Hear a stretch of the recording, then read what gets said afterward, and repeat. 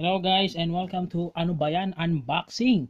At ngayon special mention ko kayo ng SM Hypermarket. Salamat sa kanila dahil nakakuha ko ng book na i-unbox natin ngayon. Mula sa SM Hypermarket makikita nyo ang stall ng Summit Publishing. Here is the book called The Other CEO, written by Ivo Jovi. So si Ivo Jovi ang nagsulat nito, The Other CEO, New Pop Fiction Adult Edition. Pause the video for story plot. Yan.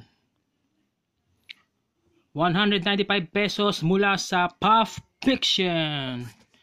So yan ang libro, The Other CEO by Ivo Jovi. 195 pesos siya guys.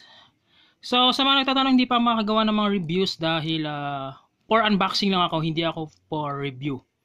Unboxing videos lang ang ginagawa ko, no? So